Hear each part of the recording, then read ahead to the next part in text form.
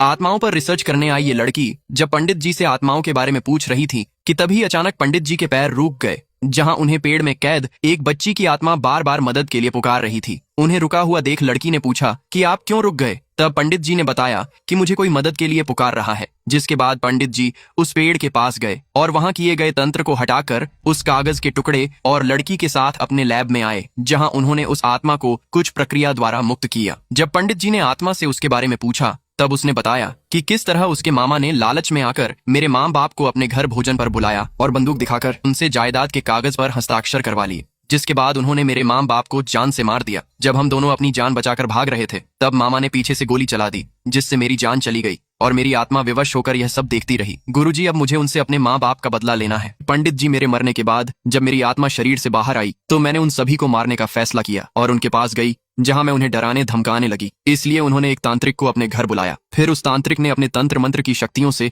मुझे एक भोजपत्र के अंदर कैद कर लिया, जिसके बाद उन्होंने मुझे कील ठोककर हमेशा के लिए उस पेड़ में कैद कर दिया। अब आपको ही गुरुजी मेरी मदद करनी होगी उनसे अपने माँ बाप का बदला लेने में। तब पंडित जी ने उसे कहा कि ठीक है, लेकिन तुम्हें एक शरीर की आवश्यकता पड़ेगी। कि तभी एक लड़की वहां आई जो उसी आत्मा की बहन थी। जैसे ही आत्मा ने उसके शरीर में प्रवेश किया तो वह बेहोश हो गई। तब पंडित जी ने उसे समझाया कि ये पहले से ही बहुत कमजोर है, इसलिए तुम उसके शरीर की मदद नहीं ले सकती हो। जिसके बाद पंडित जी ने उस आत्मा को एक बोतल के अंदर कैद कर दिया और उसे उसकी बहन को देकर संभाल कर रखने को कहा। ये बच्ची बोतल में कैद अपनी बहन की आत्मा से बातें करती और उसे हर वक्त अपने पास रखकर सोती थी। लेकिन एक दिन सफाई करते वक्त एक महिला ने उसे खराब बोतल समझकर बाहर फेंक दिया, जो एक कबाड़ी वाले को मिल जाती है। इधर बच्ची उस बोतल को हर जगह ढूंढ रही थी, लेकिन वह नहीं मिली। अगले दिन जब कबाड़ी वाला उस बोतल को ठेले पर रखकर बेच रहा था तो उसकी आवाज सुनकर छोटी बच्ची बाहर आई और उस ठेले पर रखी बोतल को लेकर भाग गई। कबाड़ी वाले ने भी उसे नहीं रोका। इसके बाद आत्माओं पर रिसर्च कर रही लड़की उस बोतल और बच्ची के साथ पंडित जी के पास आई, जहां पंडित जी ने उस बच्ची को ध्यान मुद्रा में बैठने को कहा। उसके बाद जैसे ही पंडित जी ने बच्ची के माथे को छुआ तो वह बेहोश हो गई। फिर उन्होंने बोतल में कैद आत्मा को आजाद कर दिया, जिससे वह तुरंत अपनी बहन के शरीर में आ गई। पंडित जी उसे कुछ समझाते उससे पहले वह आत्मा गायब हो गई, जहां वह अपने कातिल मामा के पास आती है। जैसे ही आदमी ने अपनी भांजी की आत्मा को देखा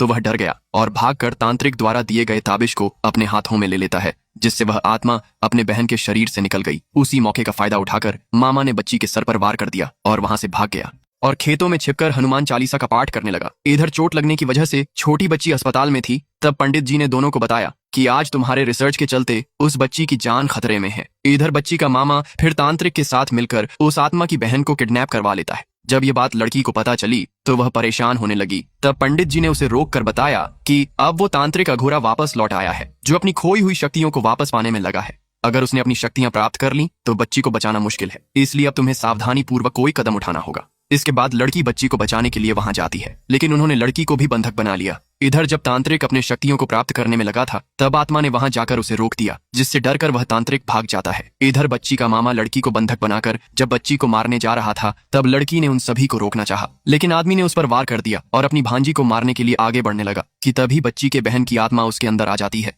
जिससे देख आदमी डरकर वहां से भागने लगा, लेकिन आत्मा ने उसे मार दिया।